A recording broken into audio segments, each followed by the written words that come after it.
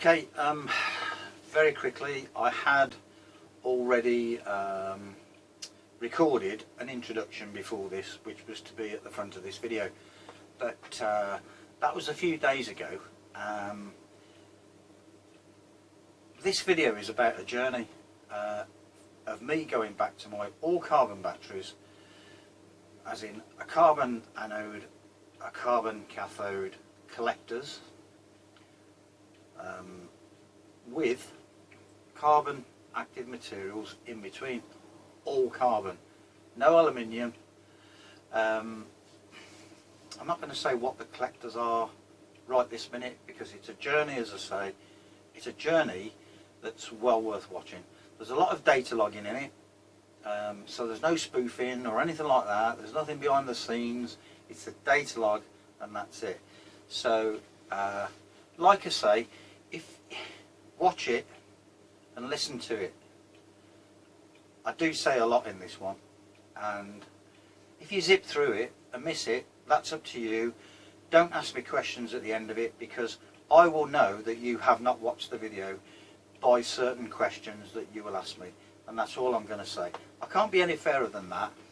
Some of the answers that you want are in the videos, so you know, this has been recorded over a few days, and it's my journey back to my all carbon setup, and that's all I'm going to say. Now there is another introduction which was supposed to be the start of this, which you will see next. So I'm just explaining things the way they are. Enjoy. I did.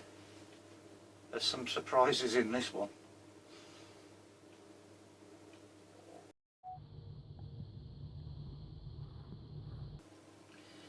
Hi, okay, first video for a while, since Christmas anyway, for a number of reasons really.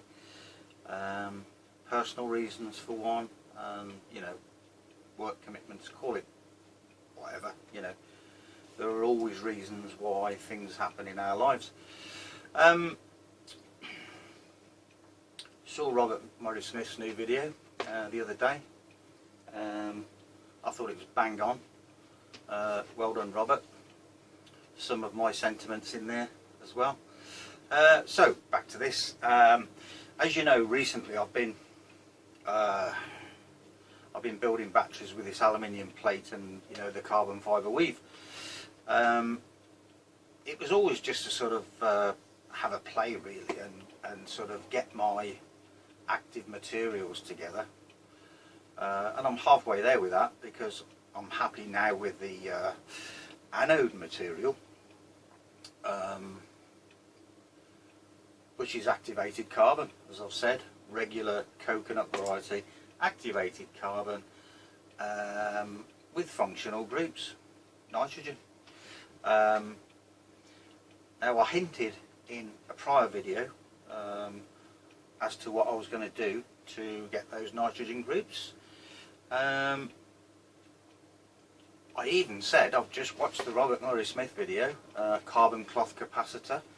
If you care to watch it all the way through, listen to it, digest it, you'll see how I developed this carbon, or shall we say functionalized the carbon. I even said, look, in a video, Robert Murray-Smith, he's got me shopping again, and I held something up in my hand, a box of something. So there's a good clue for you.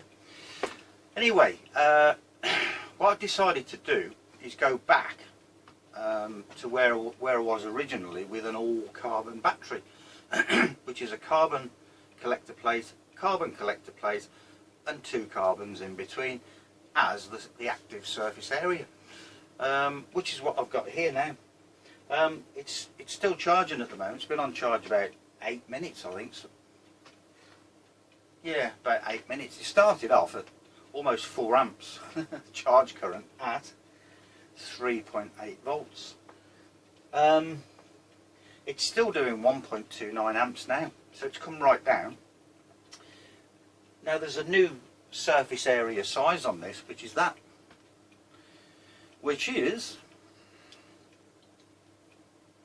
80mm by 70mm, so that's, or 7 centimetres by 8 centimetres, that's the surface area.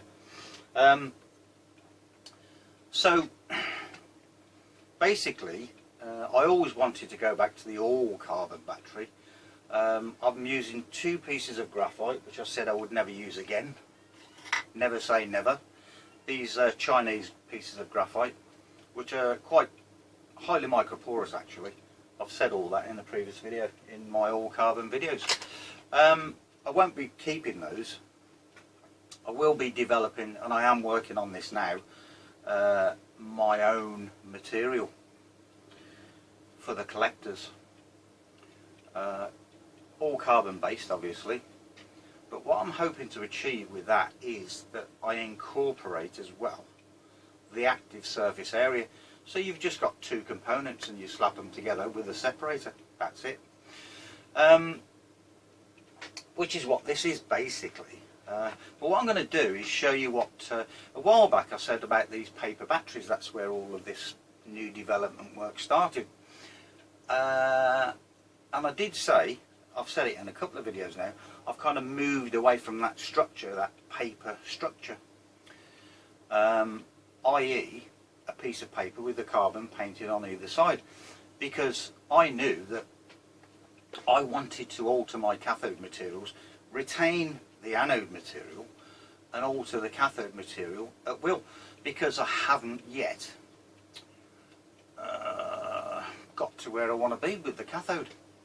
And I've been working on the cathode for quite a while, and it's time to functionalise, for want of a better word, the cathode as well now, or the cathode materials,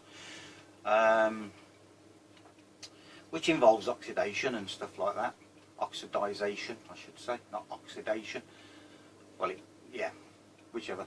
I'm sure you know what I mean. So this is where I am, and this is the first attempt back to the all carbon batteries. Now even with that, you know, flimsy bit of surface area, as you can see, it's twice that obviously, 1 anode and 1 cathode with a separator. But there's not a lot of material on there, I can assure you, at all. So I'm going to put it on the data logger. I'm going to run it at 50 milliamps and I'm going to see what it does. But the first thing I want to do, because nowadays, I mean, I've always said in the past about this short circuit test with a peak current, that it was quite meaningless. Well, I've changed my mind. It's not meaningless, because if you've got something in mind where you want to be with a battery, I want to do, what do I want to do? I've said most of what I want to do on the eco battery situation, so I'm not going to repeat myself on that, but what I really would like to do is design a battery with a lot of peak power, peak performance power, like a lead acid battery, shall we say. You can take 100 milliamp hour lead acid battery, but the cranking power, when you turn over your engine, which is the cranking power, can be 500 amps. On the bigger batteries for a diesel engine it can be 700 amps, 1000 amps peak current, and that's the style of battery that I want to initially develop, with a high peak current. So I am testing with a short circuit again. So what I'm going to do is do a run first, and then, well, sorry, I will do a short circuit test first, and then I'll charge it back up a little bit and give it a run, and we'll see what the data logger says and see what sort of a curve we get. Because I don't really know, it's the first one, I've just gone back to it, and I've just picked you know, my anode material, which is the activated carbon, and just picked a random cathode material, which is based on sugar. So that's where I am at the moment. Where I'll be next week, I don't know, because by next week I will probably have tested 40 new materials or blends of materials or whatever, and obviously, you know, I'm going to be trying to functionalise these materials as I go. I'm trying a bit of microwave functionalisation at the moment, which isn't going that well, but you know, you've got to start somewhere. So anyway, like I said, I'll do a short circuit first, then we'll do the run, and what I'm going to do after that then is show you how I produce that, basically. You know, it's nothing special, but I hadn't said before, so I'm going to say now. Like I said, you know, I moved away from that paper style ages ago. Sometimes I still use a paper separator, and it's not far off, is it? A piece of that on top of a piece of paper and a piece of that underneath. You know, there's not a lot of difference, except there's a lot of what I call micro porosity in that, which I believe helps a lot. So anyway, without further ado, I shall move the camera and show you this short circuit first. I was quite surprised actually from that tiny little bit of active material. I mean, you know, it's not stacked up at all. It's not majorly thick. I mean, that is just, you know, that's it. Look, you know. That's it. So I'll stop doing that now, and I'll show you this short circuit. Fingers crossed. Okay, since you saw this lot last, I've had a bit of a change around. What we've got, I've moved instead of having that the charge voltage, which is coming from the power supply, that, you know, trying to read that there. I've got a new meter there, and that is the charge voltage. That there is the battery voltage once I've switched the charger off, which I'm going to do now. So that's dropped to 2.4 volts, look, 2.3. Now that's still at 3.8, so that's, you know, coming from the power supply. Okay, so what I'm going to do first is this short circuit. That's on the 10 amp scale, and this 2.2 amps. So over 2 amps there. I don't want to hold it on for too long. It does stay up there for quite a while, but you know, I've now got to charge it back up again, haven't I? So, but 2.2 amps from that little bit of surface area there, look. You know, and I've told you what the size is, 7 centimeters by 8, and that's it. So what I'm going to do is put that back on charge. There is the battery voltage as well. Let's move this meter out of the way. So that's the battery voltage now, 2 volts, look.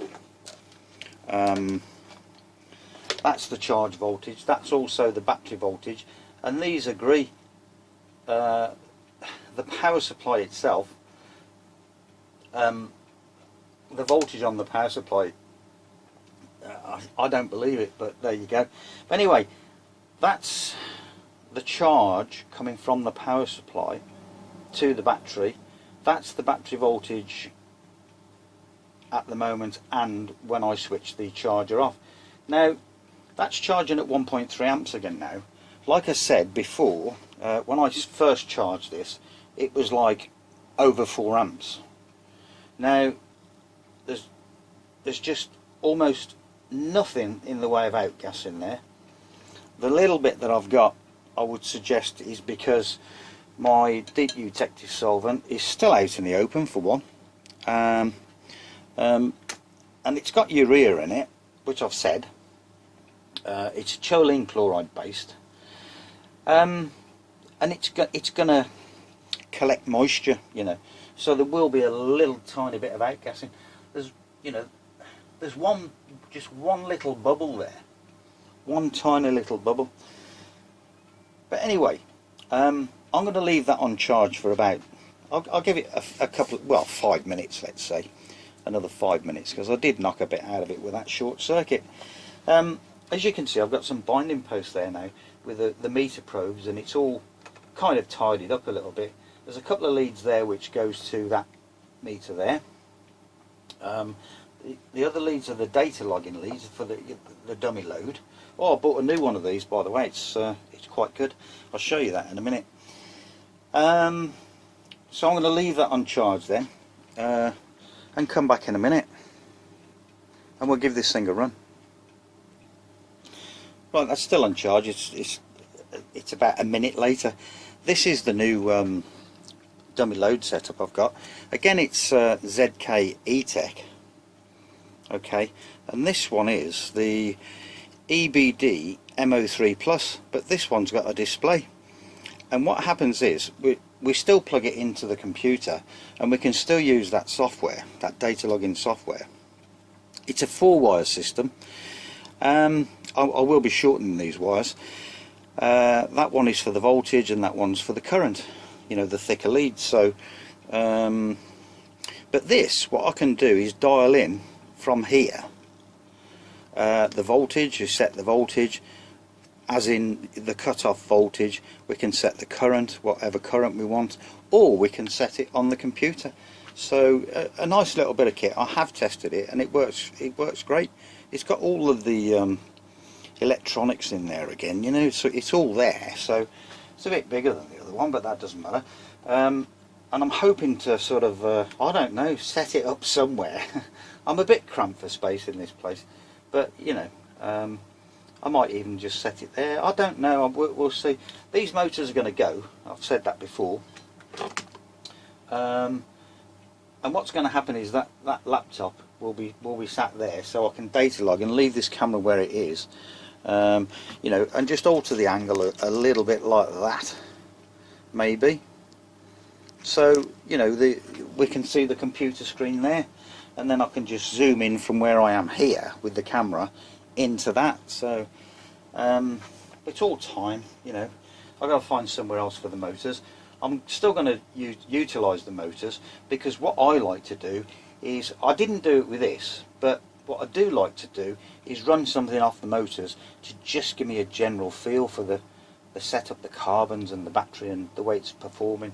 And then we look at, obviously, you know, the data logging system to get a true picture of what I call that top end of a battery, the mid-range and the bottom end, you know. And then with this graph you can see where to improve it, or try to improve it. But anyway, what I'm going to do is I'll switch that off now. I am set up with a 50 milliamp load, and I'm going to press start, which it's just done. I'll move the camera. I've got my mouse down there, as you can see. That's the battery. Now let's just try and get this zoom right. Okay, so there we go. As you can see, 50 milliamp load, and I've got those pesky lines again, those horizontal lines. So what I'm going to do is pause this and come back in and hope those lines go. Okay, that's a bit better. Now I've got no idea really of what sort of a curve this is going to be. I don't know whether it's going to be a capacitor curve or a battery curve, because the as I said, the two collectors are back to that, you know, that Chinese graphite off of eBay. So you know, it might well produce a capacitor curve. It doesn't look like it's going to do that, and I can assure you I haven't tested this yet. This is the first run. I've literally, you know, sort of put this together half an hour ago, and like I say, I'll show you, you know, exactly what I do with the materials, how, you know, how I distribute the active material onto another piece of material which is not paper. So anyway, I'm not going to bore you with the whole thing on this. I shall do this run. I shall charge it up again. While I'm charging it up again, I'll show you how I do that, how I spread those active materials, and then you will see just how little material is actually on there. I did weigh this a couple of weeks back, excuse me, and on the 100mm by 60mm, I do believe that there was about Initially on the smaller one it was 0.75 of a gram on the anode and on the cathode, and that's where I got those runs on that motor of, you know, up to 2 hours. So from that material, and I would imagine this is kind of 0.9 now, you know. I mean, it's a lot of material really when you think about it, but hey ho, there you go. It is what it is, isn't it? It's not lithium, is it? Or even graphene, is it? You know. But anyway, I'm going to let this run. Where are we? Coming up to 3 minutes. Maybe the second charge will be better, I don't know. But I'll come back. Right, well, I've just sort of come back to catch the end of this. Cut-off voltage is 0.4. I don't quite know what's gone on just there. There's a little squiggle there, but have a look at that in a second. We can zoom in a little bit. So where are we? Let's try and get the data at the on the bottom line. So we've got a 13 milliamp hour battery with a 7 milliwatt hour energy capacity. Average volts 1.28, 2.37 begin voltage. So we're going to cut off at 0.4. So it's not brilliant, but you know, gone back to the carbon batteries. It's a 50 milliamp load, which is quite a lot for that surface area, I can assure you. But yeah, it's the curve is, well, it's kind of in between a battery and a capacitor, isn't it?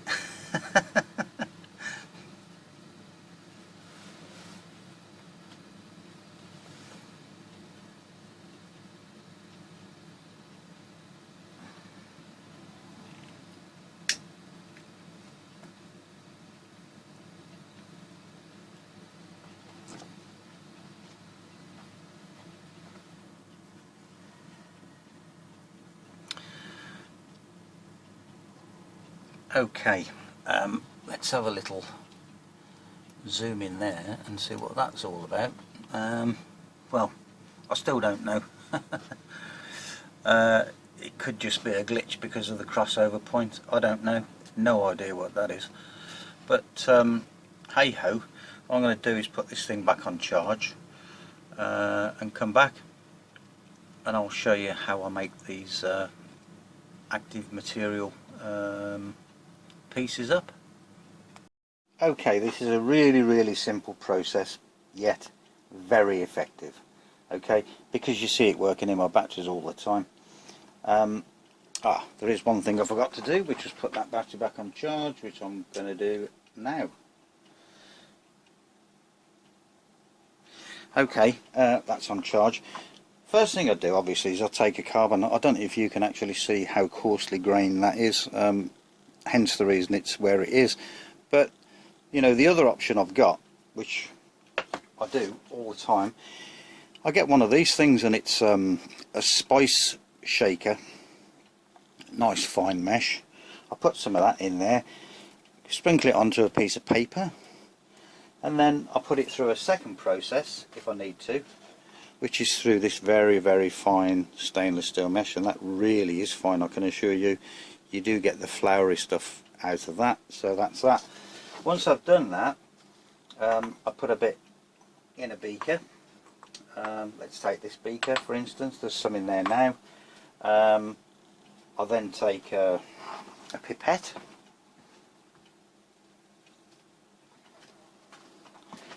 and I get some binder like so, and I put a drop of the binder in.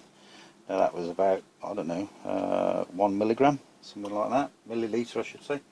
And you know I'm going to get loads of questions about this binder again, and I've said it a million times what it is. It's the Robert Murray Smith cellulose acetate one. It's on his channel. Have a look at the video. You know, he tells you how to make it, and he shows you how to make it, and all of the 1 second, sorry about that, someone was shouting, I don't know who it was, but anyway, like I say, we've put the binder in, It's the Robert Murray Smith one. This is acetone, and I'm going to thin that right out now. That's quite a bit of acetone in there. Give that a stir.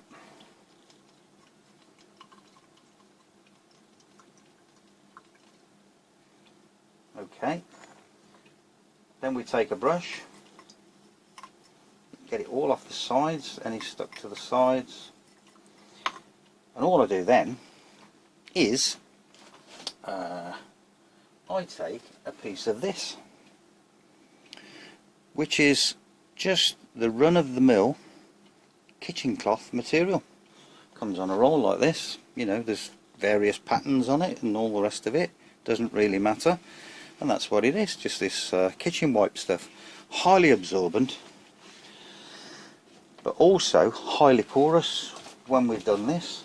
And all I do then is that.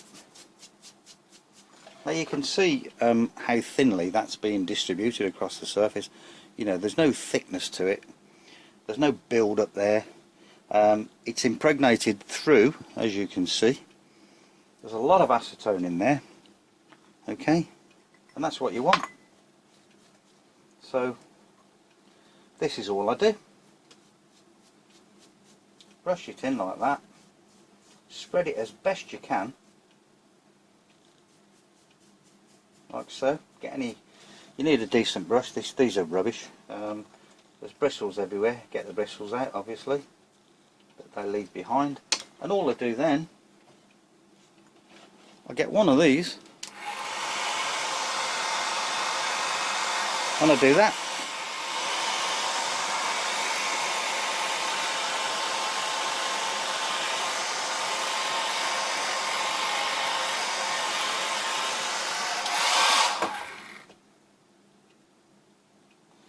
Now you can, if you want, which I often do, is just put some on the other side, like so.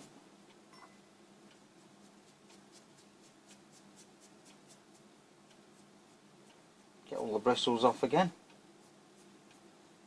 And there it is, ready to go.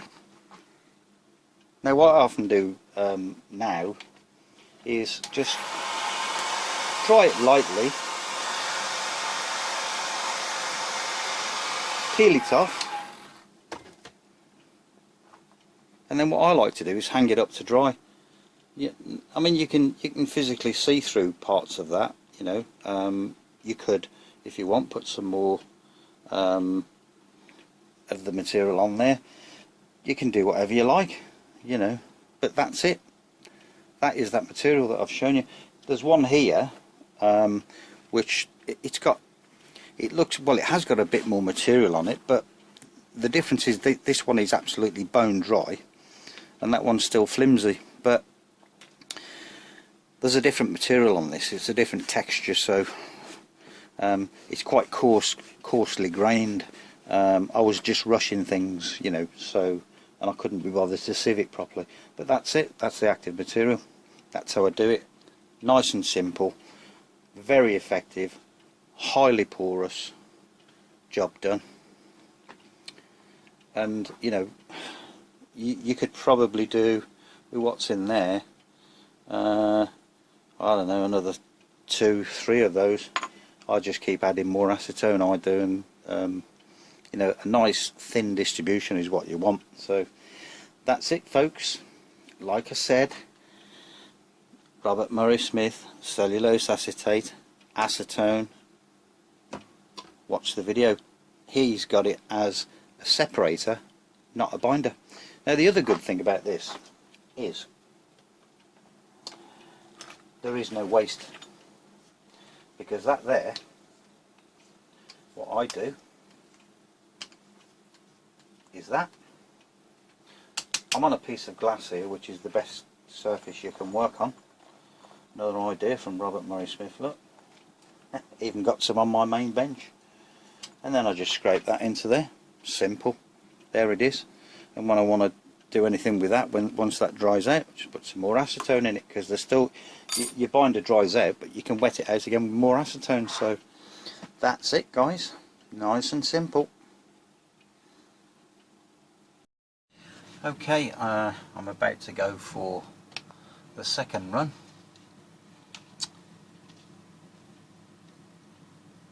There we go, still 50 milliamp load, starting off at 2.3 volts. So this is the second charge, obviously. I'm just going to let that run, and I'll come back. Right, as I'm doing other things in the workshop, I forgot this again, but we're at 0.785. Very much the same curve, I think, although it looks slightly better just there.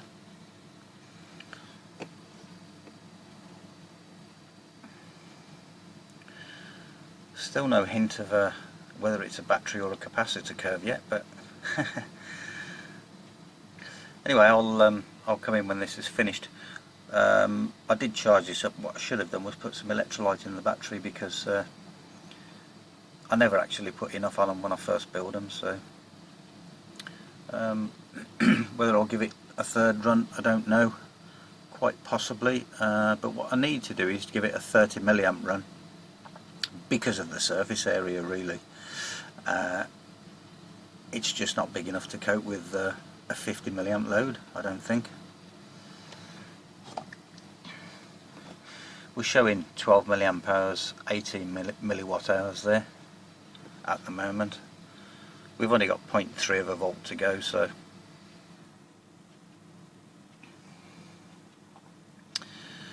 okay, so there we go. It's reporting 15 milliamp hours, 19 milliwatt hours on there. What I'm going to do is charge it up again and give it a run on 30 milliamps as opposed to the 50. Give the battery or the surface area more of a chance. Okay, this is back on charge. We're drawing 2 amps. I don't know whether you can see that, but what I'm going to do is just try this for a short circuit again and see what we've got this time. 2.2 amps, that's alright.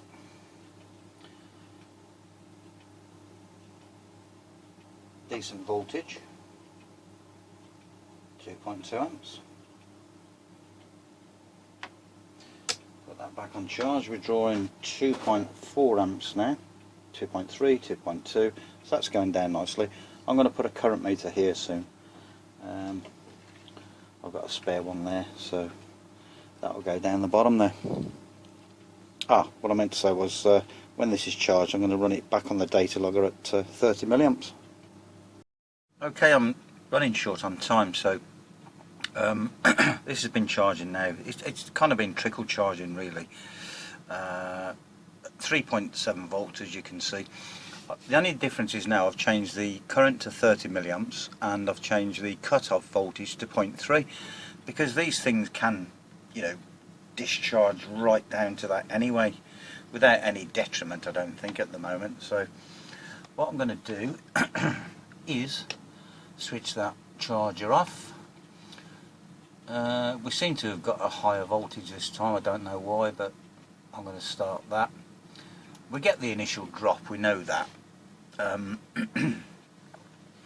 Well, not so much this time because it's only 30 milliamps, but you know, that voltage settles down, we know that. It's not an actual, it's not a real voltage. That's the way I term it anyway. But I'm going to let that run and hopefully come back. Like I say, I'm running out of time, so I've got other personal things to do tonight, so here we go. Okay, we're in at 1.54 volts, still running a 30 milliamp load, as you can see. Been going for 16 minutes.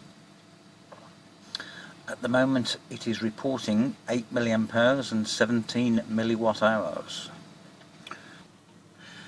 Okay, I didn't quite catch the end of this one, but there you go. I've just put it back on charge, hence the voltage.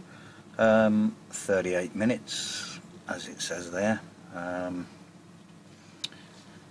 What's it reporting? 26 milliwatt hours, 19 milliamp hours. I'm not overall impressed, really, to be honest.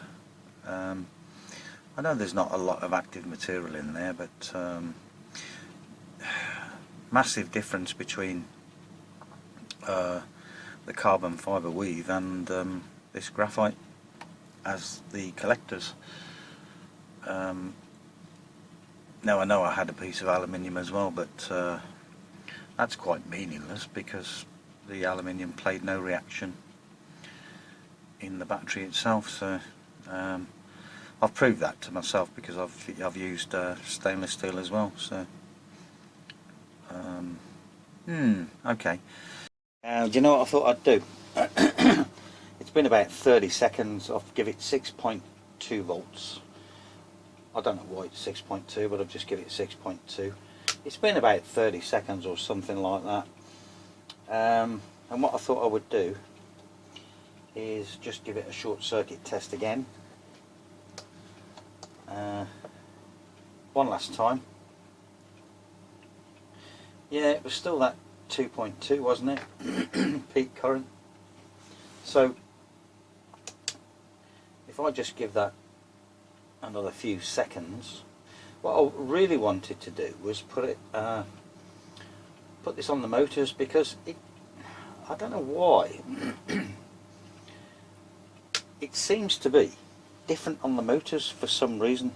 I can't explain why, but I've got two motors on there, 50 milliamps, well 62 as it says there, which is correct,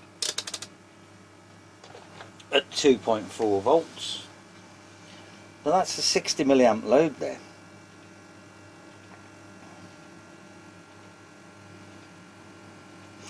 Now that's interesting.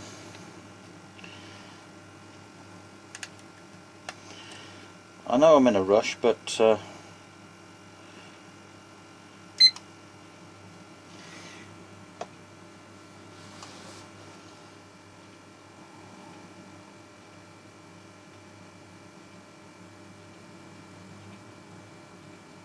that meter is quite accurate. I have tested that meter against, with one of these meters, and within a milliamp or two, it's, it is the same. So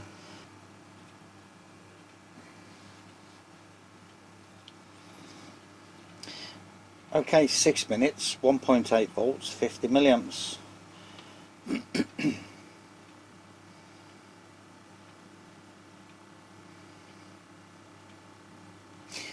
But as we know, a diminishing load. Okay, that's about it for this one. I've taken a trip back to the all-carbon battery. The surface area this time, or the active material surface area, the makeup of it is quite different to my early versions of how I stacked up that surface area, up to a thickness of 0.75 of a millimetre. This thing's still running now. Now you will have seen the start of it, but the end of it I'm going to show after this bit. So it's early days. I know how I did the all carbon batteries before. This is the way, you've seen the way I produced the surface area stroke active materials on that aluminium battery with the with the aluminium collector and the carbon fibre weave. And my thought process was that maybe I could take that back to the all carbon battery. We'll see. If not, what I'll do is I'll use the same materials, anode, cathode materials, and produce those materials in the same way that I produced them before. So we'll just see what happens. So this test, which is still running at the moment, and I really do need to go, but it's just me, it's just the way I am. Well, it's still running. 10 minutes in, 1.3 volts, 43 milliamps showing on the current meter. Now, you know, it's the motors, isn't it? So it's not the real world test, is it? Like the data logger. I mean, that is the real world test. But you know, the motors do a job. They've done a job for quite a while, and I still like to, as I said earlier, you know, run something on the motors first. So we'll see where we go with it. You know, just expect better things, obviously. You know, because it will get better than this. So yeah, that's it. Speak to you soon.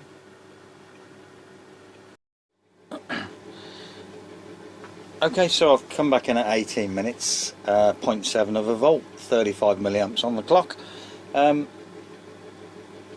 What this proves, I don't really know, but I did start with, not with the one motor 30 milliamps. It's running the two motors, which started off at 60, whatever it was, milliamps, 62 I think. But this was the way I used to do it, and I just wanted to do it again. So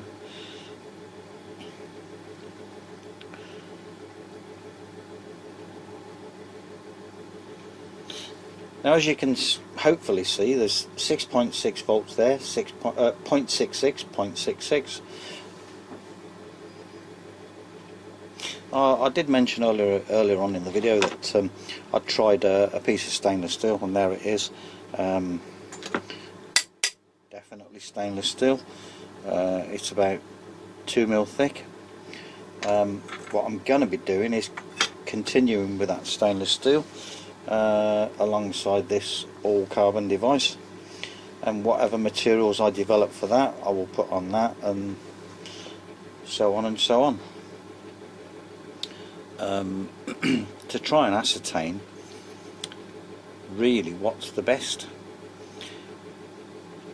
as in, you know, is it best to have an all carbon collector situation, or one metal, one carbon? It proved to be pretty good with the aluminium stroke carbon, as in the carbon fibre weave, but then that stuff has always been good because of the high volume surface area that it possesses on its own, let alone your active material. So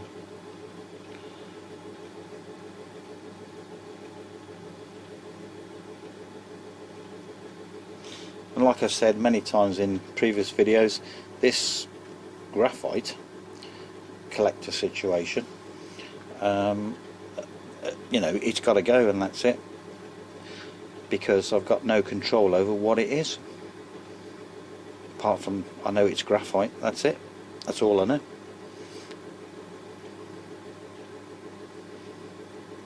And it's from China. Can I get any details on it? Bought on eBay. So there we go then. I think we're coming to a close. 37 milliamps ish. Yeah, okay. It's now showing 52, as you can see. 21 minutes.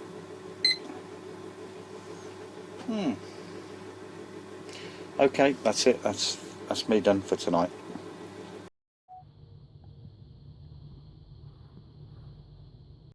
Okay, I've rebuilt that all carbon battery. What I've done this time now is I've made a change on the cathode. I've got carbon fibre weave, and I've got the graphite plate as the other collector on the anode, and I've just run it on the data logger, which is there. 150 milliamp load this time, just to see what it was all about. The curve's the right shape this time, as opposed to the concave. We got the convex, which is more of a battery. Only ran for, let's have a look, 7 minutes or so. But like I say, 150 milliamps, which is a bit much for that battery. But well, I've got it on charge now, and I'm going to give it a run at 100 milliamps this time. But the first thing I'm going to do is a short circuit, of course. So I'll be back shortly. Okay, I'm charging this at 4.4 volts, as you can see. That's at the battery. That's from the power supply. I'm going to try a short circuit. That's on the 10 amp scale, obviously. And here we go. Well, 2.4 amps, that's slightly better, isn't it?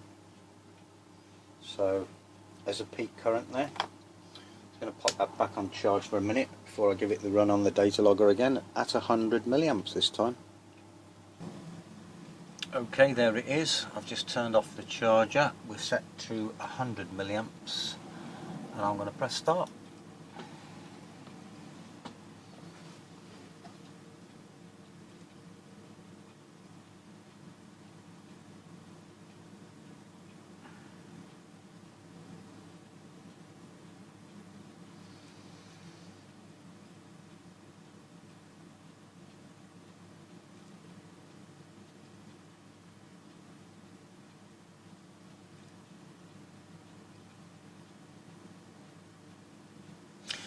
Well, it's not looking that bad, so I'll come back in a while.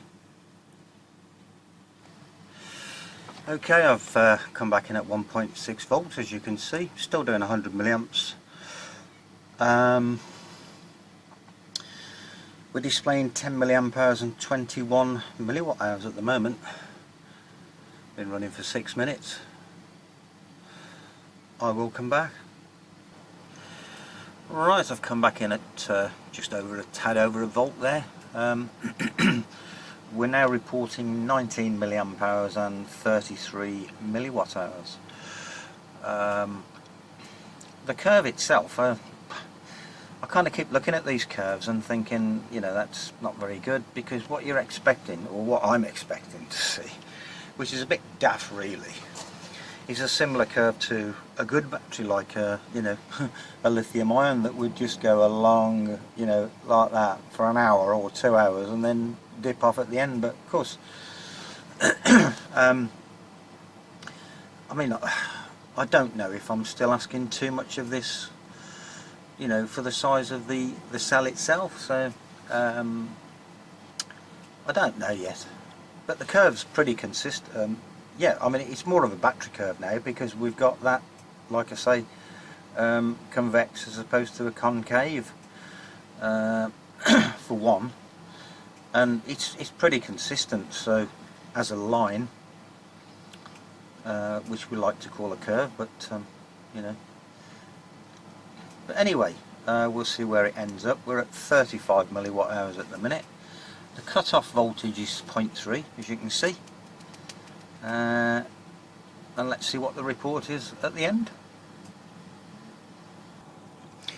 Okay, so that's it. It's recovering at the moment. It ran for 18 minutes and 56, almost 19 minutes. 41 milliwatt hours, 32 milliamp hours it's reporting. Yeah, I'm quite pleased with that now. I'm going to charge it again. I might run it at, that was 100 milliamps obviously. I might try it at 50 next and see what we get. I'll be back. Well, a bit of an improvement there from yesterday. Basically all I did was, like I said in the video, I've still got the graphite collector plate. I guess we could call it an electrode. And I replaced the other one that was on top with a piece of carbon fibre weave, just to give me two different carbons, basically, two different materials. So that was the one difference. What was the other one? Oh yeah, the cathode material. I'll tell you what it was, and this is what it was. And there it is.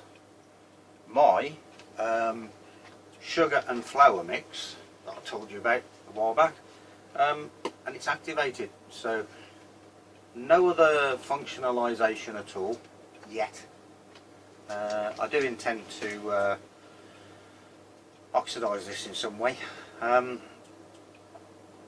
for further functionalisation, so that will be the next step. It's working okay, so you know, I'm quite pleased with it as a cathode material at the moment, just to have a play with. I was watching a mate of mine called Martin from Solar Hope, who's got a little channel there. He's putting some interesting stuff on nowadays, thank God. Been waiting for long enough, Martin. But just kidding. We're actually from the same city, me and Martin, and we do have a little chat on the phone, you know, every now and then, talk about stuff.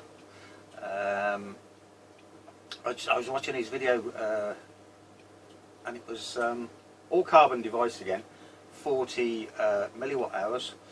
Kind of a bit of a different setup to me, because I'm using that style of surface area, as you know, as I've shown you already in the first attempt at this. But on this one, what I've done is stacked up. So I've got 2 of those on the anode and 2 of those on the cathode. So that's the other improvement, if you like, if we can call it an improvement. So at the minute, I don't know where I am with it, apart from the results that you've seen. 41 milliwatt hours. What was the other bit? Yeah, 32 milliamp hours. It would be interesting for me at the moment now to take another battery, i.e.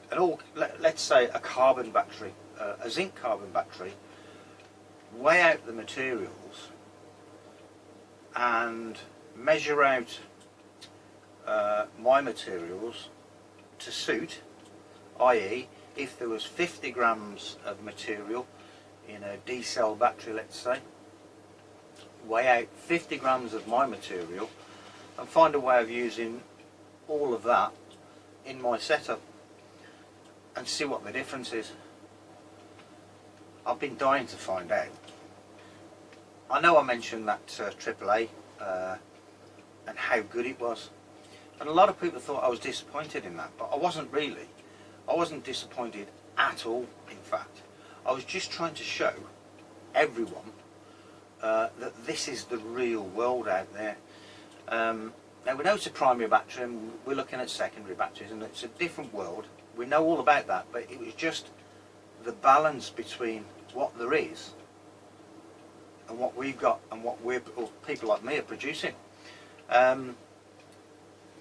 mean, okay, we could take a secondary battery that's on the market, that's been on the market for years, you know, and do a comparison with that. But even then, if you look at talking about Martin from Solar Hope, he did some. He's got some fantastic test results from these batteries, these commercial batteries that you go out and buy. Be interesting if you have a look at that and give him the old thumbs up and whatever, tick his bell and all that, you know, subscribe and whatever. But yeah, I don't really know where I am with this today, because we've got some results, but I've changed the cathode material for one. I've changed the cathode collector material, or electrode material, call it what you like. So yeah, I don't quite know where I am with it, do I? All I can do now to try and improve it is improve maybe the material with more material, or improve the material, or whatever, to know that you're getting further on and better results, and that's all you can do really. So I'm hoping that some of this has been of interest. Last couple of videos you've got to learn a bit more from me about what I'm doing, how I'm doing it. That should keep a certain section of the audience happy, hopefully. So yeah, that's it. Onwards and upwards, hopefully. I'm not certain whether I'm going to give it another run now or what. I don't know, and put it on the end maybe. I'll have a think about it. I'll catch you in a bit. Oh, I forgot to mention that short circuit current, 2.4 amps from that size of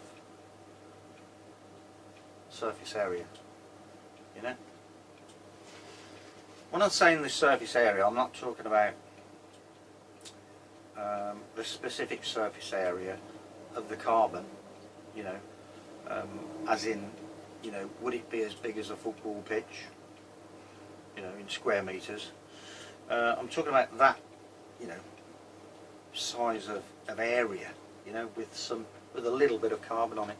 And it is, trust me, a little bit of carbon. There isn't a lot on there.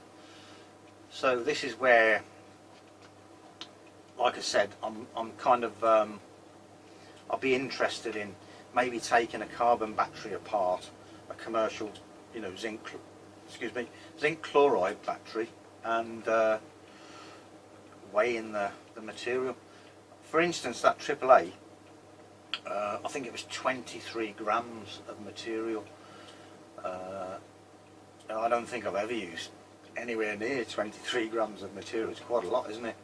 So I might actually strip one today. I've got some kicking. Oh, I see one. I've got some kicking around, and weigh out the materials and see what's in them, and try and do a comparison that way. Like I say, I know they're primary batteries, but you know, it's sort of the weight versus the weight of material.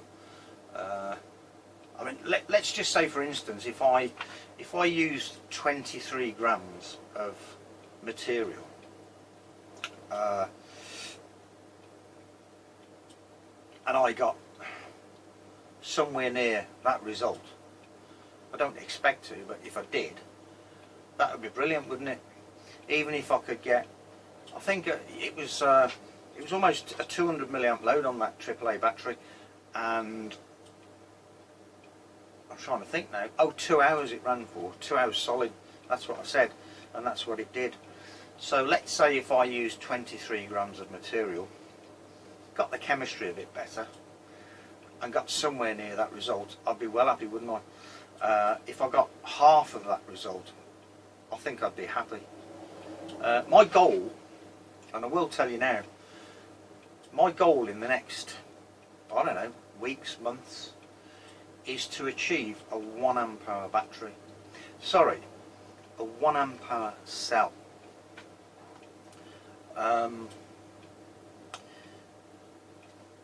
Why 1 amp hour? Well, it'd be a milestone, wouldn't it? I mean, that thing at the moment is reporting 32 milliamp hours, you know? So there's a long way to go, isn't there? A 1 amp hour cell is what I want. I want to run a cell at 1 amp for 1 hour, and that's my goal. And once I've achieved that, I'll know where to go from there. So anyway, I've done too much of that again. I'm ever so sorry. No, I'm not actually. I'm not sorry. It's what I do. What am I saying? So yeah, speak soon. Okay, back again. We're all set on, well, this time a 50 milliamp load. I'm going to turn off the charger, and I won't wait for the voltage to settle down. I'll just press start. So let's see where we go. A bit of a load pretty much settles the voltage out anyway, so not certain if I charge this thing for long enough, but hey ho, we'll just let it run, shall we? Okay, we're at 0.6 of a volt almost. This time round we've been going for 40 minutes, as you can see. 34 milliamp hours, 44 milliwatt hours at the moment. Pretty consistent line again.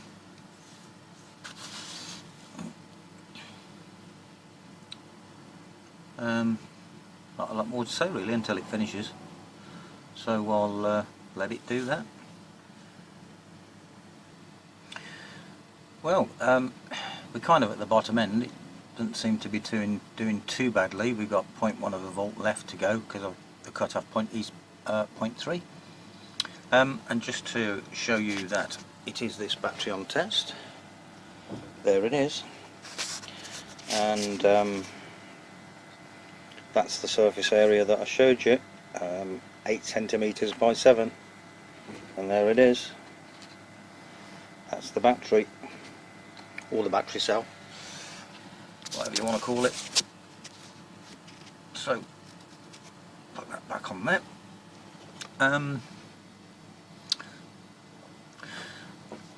Now this is a 50 milliamp constant current load, of course. It's reporting 41 milliamp hours. I guess if I'd give it another 5 minutes of charge, I think I charged it for about 15 minutes at 4.4 volts. It's reporting 41 milliamp hours, of course, with 47 milliwatt hours, which is a bit extra this time round. So really, I suppose at the end of the day, I mean, we've gone, well, 49 minutes. I'm guessing with a bit of extra charge we could call this a 50 milliamp hour battery.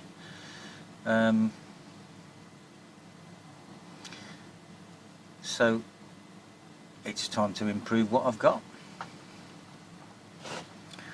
If I can turn this into a 100 milliamp hour battery, that would be lovely. Whether I'm going to run another test with this at, I don't know, 40 milliamps, I don't know yet. But it'd be nice to see the hour, of course, because that's the benchmark, isn't it? 1 hour, that's your amp hour. So yeah, 50 minutes then. I'll come back when this is almost over. It's not dropping quickly, so I'm not too concerned. And there we go. Almost over.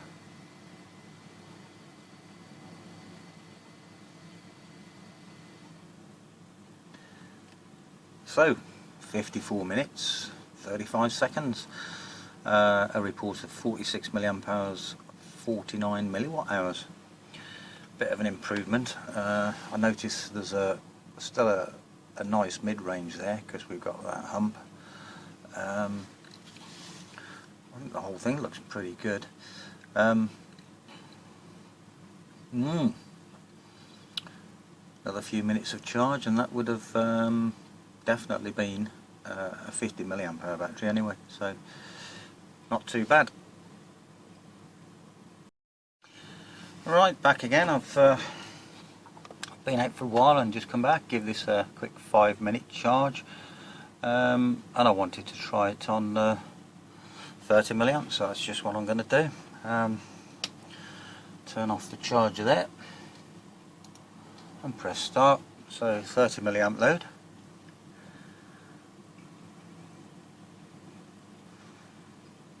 And we'll see where we go from here. Okay, so we're still under test, 1.2, well 1.3 volts really, this time with a 30 milliamp load. I'm just hoping I didn't rush the charge too much, but there you go. 32 milliwatt hours, 19 milliamp hour capacity at the moment, been running for 37 minutes. I'll come back. Right, well, I'm obviously still watching this. It's just gone over the hour, which I'm pleased to see. It is showing 32 milliamp hours, 46 milliwatt hours. I'd like to see that get up to the 50 milliwatt hours, obviously. We shall see. We've got 0.76 of a volt left. I'll come back. Okay, I've stepped back in at 0.433 volts, as you can see. We're at 1 hour 21, which is surprising. I didn't expect it to get there, but obviously energy wise 51 milliwatt hours, 41 milliamps. Again, the curve is kind of exactly the same as the last two. So now there's nothing been done to this battery. I haven't refreshed the electrolyte or anything like that. I've just left it as is and charged it back up. So what you see is what is, really. And I'm kind of stuck for words of what to say at this stage, apart from I'm going to try and change the collector material, or not so much change it, modify it, shall we say, and then we'll see what basically I'm adding another functional group, hopefully. I've made up the active surface area, so that's ready to go in, and that will be as soon as this one's finished. Really, I'll charge it up and go again. So on this one, that's it. We've seen a 30 milliamp, 50, 100 and a 150 from the same battery. So there you go. I'll come back at the end of this anyway. Well, there we go, 1 hour 31. I've left it for a while. It's recovered to 0.75, which isn't a lot really in terms of recovery, but that's the 30 milliamp test. 46 milliamp hours, 53 milliwatt hours is the report on the bottom there. So that's it. I'm going to go and change the materials now and go again. The cathode material, that is, the anode material, will remain the same because I'm happy with that. So it will be the cathode. So I'll speak to you all soon.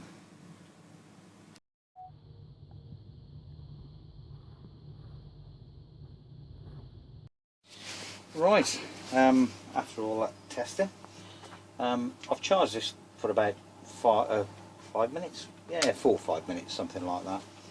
I've changed the cathode material. Well, no, I haven't. The cathode material now, I've incorporated into the active material another material, another carbon with functional groups. And that is the carbon from coffee grinds. Now I've just put it on charge for a few minutes. All I want to do at this moment in time is well, try the short circuit again, for all of the reasons I've stated previously, really. So we'll do that now. I'm expecting the same. Okay, it's a bit less. It's had no charge really. So it was 2.4 amps before. It's 1.8 amps now. That's fine. That's okay. I can live with that. So what I'll do, I'm charging at 5 volts. It's taking 2 amps, well 2.1 amps at the moment. Just give it a few seconds just to just to bring that charge level back up, because I've just done that short circuit, obviously. So what I want to do is, the current meter's on, is try those motors, and they're all on. So there we go, 300 milliamps peak, 200 milliamps there at 2.2 volts. So I wanted to try that, obviously, first. Yes, I will go to the data logger in a minute.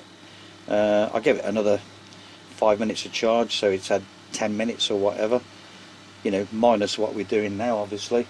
198 milliamps there. This battery is for the size of the surface area, which is that,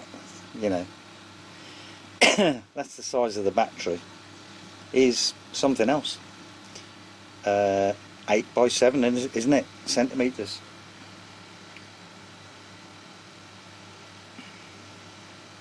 And just look at it go. Look at it go.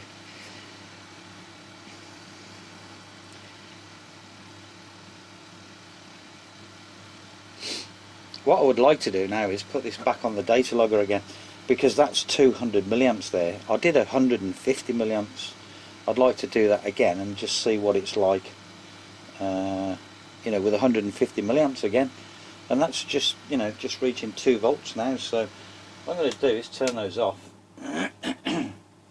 Look for a bit of recovery. Yeah, we got that. So what I'm going to do is put it back on charge. I'm not going to give it a run on the motors and time it with this or anything like that. You know, it's got to be on the data logger, so we can look at the curves and look at the top end, the mid-range and the bottom end on that curve, and see if we've made any improvement with this extra material. So I'll put that back on charge now, and then I'll come back and we'll put it on the data logger. Right, I'm being Mr. Impatient again. It's still on charge at the moment, but I want to put this on the data logger and that's it. Just give it an initial run, because I've got things to do, as in other things to do. So let's get that about right. Turn off the charger. Put this up to 150 milliamps again, and let's see what it does now.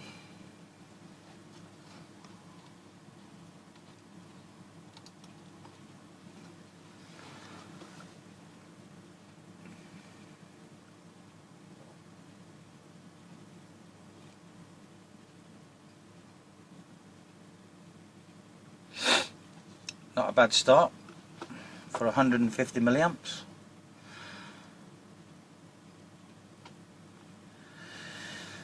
So I'm going to leave that running and see where we go.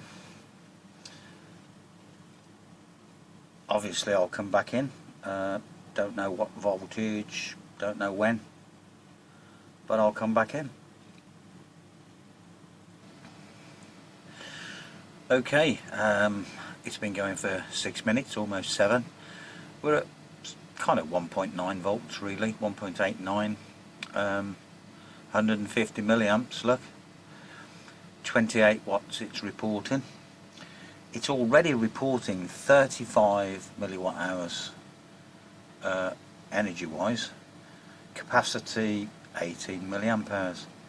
That's the report at the moment. So, and considering this thing had a 5-minute charge at 5 volts admittedly, but well, let's see where it goes, eh? Okay, I've come back in at almost 1.5 volts. We're still on the 150 milliamp load test. At the moment we have been running for 14 minutes.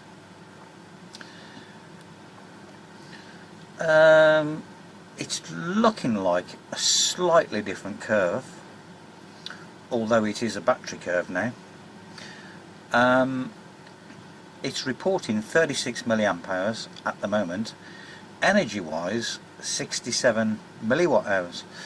I can't remember what the last one was when I ran the 150 milliamp test, but it doesn't matter because I'll just check once I edit all the videos. Not bad.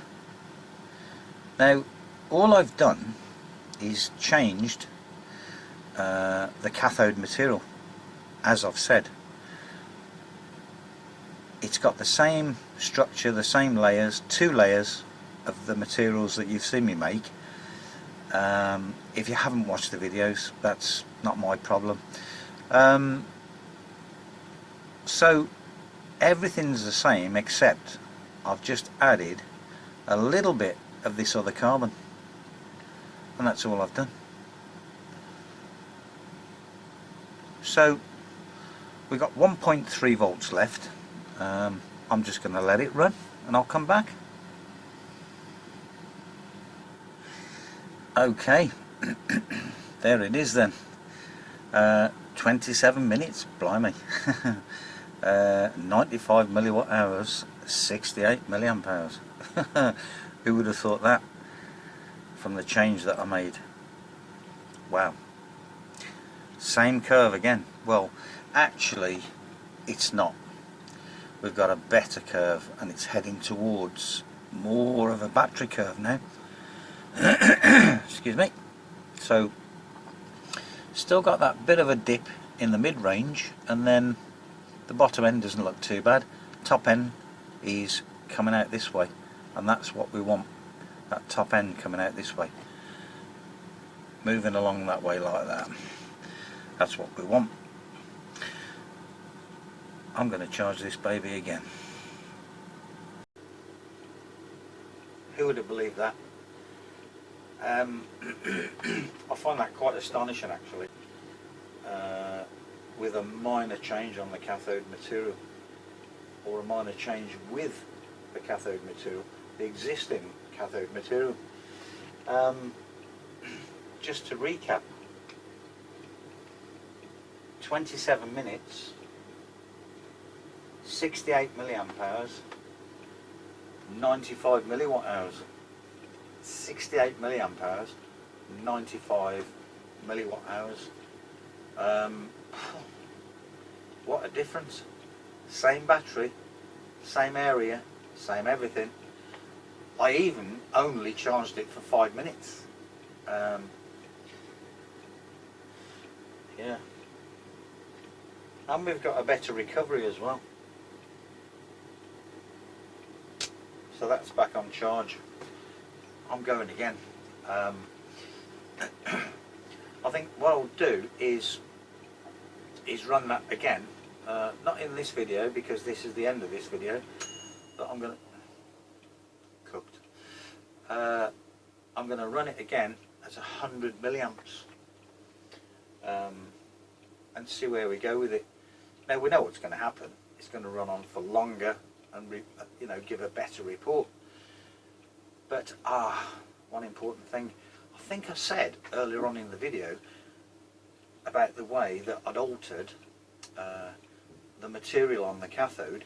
It was the same setup, the sugar and the flour, same thing, except I added a bit of carbon with a different functional group, and I think I said it was coffee. It wasn't coffee.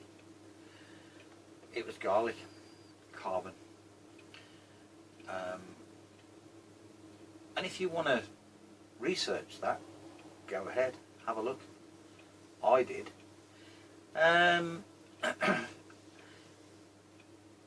I intended to, right from the start, when I started carbonising all these materials, I did apple, onion, and the next one was going to be garlic. But I didn't get round to doing the garlic. And what happened was, one of my subscribers, who goes by the name of Blues Doctor, and I've said before, extremely intelligent man. He knows a lot. He knows his onions. That's a UK saying for he knows what he's talking about. And he suggested to me that I tried carbonising garlic. And I thought, yeah, it's there. I'm going to get round to it. It's there ready. But I didn't. And then he suggested it a second time. And on that second occasion, I thought, I'd best get this in the kiln, because he knows something. And he did. So I carbonised some garlic, and I've added a little bit of garlic carbon to that active material that's on the cathode now, and that's all I've done. Oh, I didn't do anything by ratios. It was literally a little bit of that, and we'll try it, and what a difference, what a difference. So now I've researched it, you know, garlic, carbon, do the same and see what you come up with, because I know what is in that carbon as another functional group, if you like. Let's see if you can find out. Have a little look, do a bit of research like I did. Garlic carbon, even onion carbon, similar effect but not as good as garlic. The only problem I've got, and I've said this before, with the garlic carbon is that these are supposed to be waste product materials. Now, you know, onion was good. Waste onion? Failed crop maybe. Apple was good. Definitely failed crops. Waste apple cores, whatever. Garlic, can't see that one. But it's not just that, is it? You know, you don't just say to yourself, well, we're never going to get a load of garlic to carbonise as a waste material. You look at the properties that it's got, and you look at, how can I put this? What's in that garlic carbon to make it a bit more special on a cathode? That's where you've got to look, and that's where I looked. And it's called Google, Google Scholar, and Wikipedia. That's all I'm going to say. So I'll leave it up to you to have a little bit of a, you know, I've told you enough, haven't I? You know, I've said what's what. I've said what I've done. Do a bit of research, have a little dig. Have a dig. See what you can come up with. Just like I did. So anyway, I thought that was pretty good. And I can't wait to do the next run, but it won't be in this video. I'm keeping them short. Okay, over and out.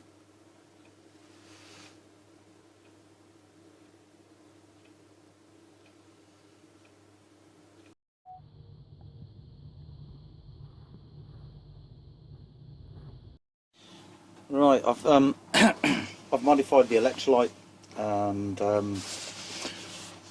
what I wanted to do was just, it's not fully charged. I mean, it's still drawing 500 milliamps there. I'm charging at 3 volts, and I just wanted to try a short circuit again. So I'm going to turn off that charger, just check this short circuit current.